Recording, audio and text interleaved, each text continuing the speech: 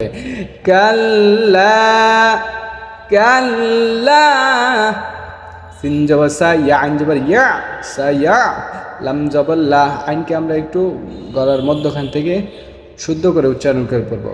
সা ইয়া, সা ইয়া, লাম জবর লা, মিম পেশ মু, লা মু, নুন জবর না, সা ইয়ালামুনা।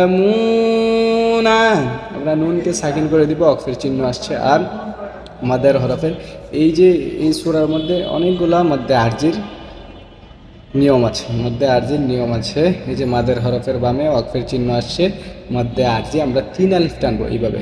শুরু থেকে ধরে মাশাআল্লাহ। কাল্লা সায়ালামুন।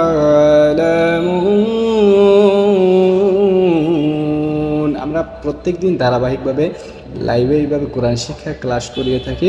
আপনারা যারা সহি শুদ্ধভাবে আপনি কোরআনুল কারীম শিখতে চান, আমাদের লাইভ ক্লাসে জয়েন হয়ে যাবেন। এবং আমরা এইভাবে শিক্ষণীয়মূলক আমরা ভিডিও দিয়ে থাকি, সহজে যেন বুঝতে পারে, সহজে যেন সকলে বুঝতে পারে। আমরা বানান সহকারে শব্দে শব্দে নিয়ম অনুযায়ী, একেবারে সহজ নিয়ম অনুযায়ী আমরা ভিডিও দিয়ে থাকি, পাশাপাশি লাইভ ক্লাস করিয়ে থাকি। আপনারা আমাদের সাথে জয়েন থাকবেন, আমাদের সাথে পড়বেন, ইনশাআল্লাহ আপনি অতি তাড়াতাড়ি আল্লাহ তাআলার কালামুল্লাহ শরীফ, কালামুল কারীম, আপনি কোরআনুল কারীম শিখতে পারবেন। সামিম পেশ তুম, মিম জবর মাহ, মাহ। এখানে দেখেন সামিম পেশ তুম, মিম জবর মাহ, মাহ, মিম মুশাদ্দাদ ওয়াজিব গুন্না, মিম মুশাদ্দাদ ওয়াজিব গুন্না। এই যে মিমের উপর তাসদীদ ওয়াজিব গুন্না, আমরা এখানে গুন্না করে পড়বো। নুন মুশাদ্দাদ এবং মিম মুশাদ্দাদ, নুনের উপর তাসদীদ। হ্যাঁ, আবার এটা আবার কায়দাটা বলে দিচ্ছি, নিয়মটা। নুনের উপর যদি তাসদীদ থাকে এবং মিমের উপর যদি তাসদীদ থাকে, তাহলে এটাকে ওয়াজিব গুন্না বলা হয়। ওয়াজিব গুন্নার হরফ সিফ শুধুমাত্র দুইটি, শুধুমাত্র দুইটি, সিফ দুইটি, শুধুমাত্র ওয়াজিব গুন্নার হরফ দুইটি। এই নিয়মটা আপনি ভালো করে খেয়াল করে শিখে নেন, শুনে নেন।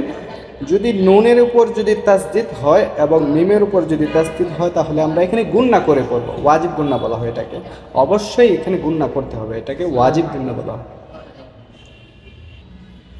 তো আমরা এখানে ওয়াজিব গুন্না করে পড়বো এইভাবে। সুম্মা, সুম্মা, কাফলাম জবর কাল, লাম আলিফ জবর লা, কাল্লা, কাল্লা।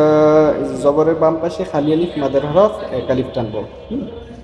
কাল্লা, আমি বারবার বলে দিচ্ছি, মাদের হরফ 3টে, আলিফ ওয়াও ইয়া।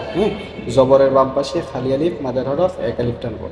এটার তিন রকম নিয়ম, 3 রকম নিয়ম। যেমন আমরা মাদের হরফ 3টি, আলিফ, আলিফ যদি আলিফের নিয়মটা হচ্ছে জবরের বাম পাশে যদি খালি আলিফ হয়, দেখেন জবরের বাম পাশে খালি আলিফ, মাদের হরফ এক আলিফ টানবো। আরেকটা হচ্ছে এই যে আমরা এখানে পড়েছি, পেশের বাম পাশে জজমওয়ালা ওয়াও যদি হয়, তাহলে মাদের হরফ। 2টি আমরা নিয়ম শেষ হয়ে গেছে, একটা হচ্ছে আলিফ, আরেকটি ওয়াও। এর বাম পাশে জজমওয়ালা ইয়া, এই যে ইয়াটা সাকিন থাকবে, আর এর আগের হরফের নিচে কি থাকবে, জের থাকবে। তাহলে আমরা এটা ধরে নিব, এটা কি আমরা মাদের হরফ। মাদের হরফ আমরা 3টি মাশাআল্লাহ শিখা হয়ে গিয়েছে। আপনারা ভালো করে ভিডিওগুলো শুনে নেবেন, শুনে নেবেন, পাশাপাশি পড়বেন। তো মাদের হরফের 3টি নিয়ম আপনাদেরকে আমি জানিয়ে দিলাম, একসাথে জানিয়ে দিলাম। তো আমরা মাদের হরফ যদি আসে কোরআনুল কারীমের মধ্যে, আরেকটা জিনিস শুনেন, কোরআনুল কারীমের মধ্যে সবচেয়ে বেশি অধিক হারে এই মাদ্দের তবাই, এটাকে মাদ্দের তবাই বলা হয়। মাদ্দের তবাইয়ের অধিক হারে ব্যবহার হয়, অধিক, সবচেয়ে বেশি মাদ্দের তবাইয়ের ব্যবহার। আর কিছু মাদ আছে, ওইগুলা স্বল্প স্বল্প পরিমাণে কিছু কিছু জায়গার মধ্যে আছে। তো এইটা সবচেয়ে বেশি ব্যবহার হয়। আমরা কি করি, এই মাদের জায়গার মধ্যে আমরা লম্বা আছে, কিন্তু আমরা লম্বা করি না, আমাদের পড়াগুলো অশুদ্ধ হয়ে যায়। এই জায়গার মধ্যে লম্বা করতে হয়, মাদের যেই তবাইয়ের নিয়মগুলো আছে ওই জায়গার মধ্যে লম্বা করতে হয়, কিন্তু আমরা লম্বা করি না। যেখানে ইচ্ছে তো সেখানেই লম্বা করে ফেলি, যেখানে লম্বা নেই সেখানে করে ফেলি, যেখানে লম্বা আছে ওইখানে করি না। এর জন্য আমাদের পড়াগুলো অশুদ্ধ হয়ে যায়। আর মানে শুদ্ধ পড়ার জন্য চেষ্টা করতে হবে, ঠিক আছে? তো আমরা শুরু করছি।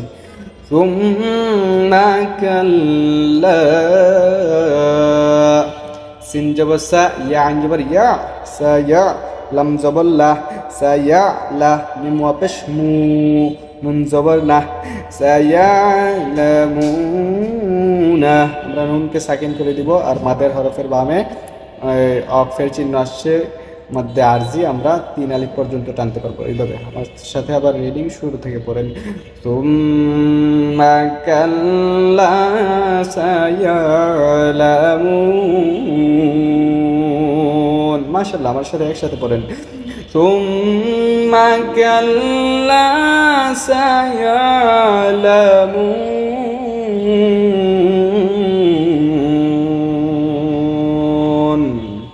ثم كلا سيعلمون।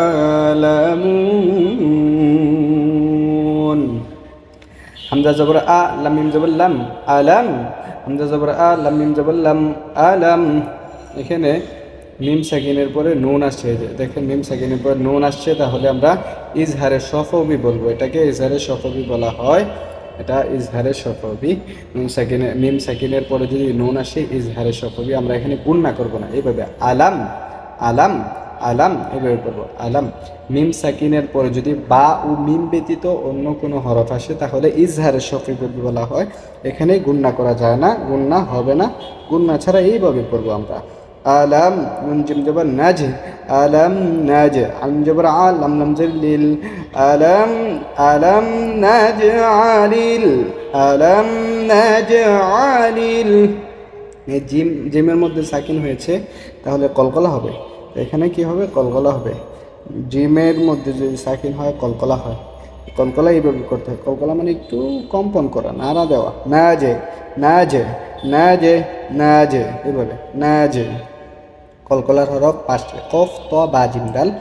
এই কলকলার হরফের মধ্যে কি করতে হয়? একটু নাড়া দিতে হয়, এইভাবে। আলাম নাজআলিল, আলাম নাজআলিল। হামজা র জবর আর, দ জবর দ, আর ল। মিম জের মি, হা খারা জবর হা, মি হা। জবর যদি খারা হয় এক আলিফ টানতে হয়। এখানে দেখেন হার উপরে খারা জবর, আমরা এক আলিফ টানবো এইভাবে। মি হা, মি হা, মি হা। দাল আলিফ 2 জবর দান, মি হা দান, মি হা দান। এখানে একটি গুরুত্বপূর্ণ কায়দা আসছে। এই যে দেখেন 2 জবরের পরে কি আসছে? আলিফ আসছে, তারপরে অক্ফ। 2 জবরের পরে যদি আলিফ আসে তাহলে আমরা কি করব? এখানে এক জবরকে ছেড়ে দিব, এক জবর পড়বো না। খেয়াল করেন, এক জবরকে পড়বো না। এক জবরকে না পড়ে আমরা মাদ করে, মাদ করে মাদের মতো এইভাবে এইভাবে পড়বো। মিহাদা, মিহাদা,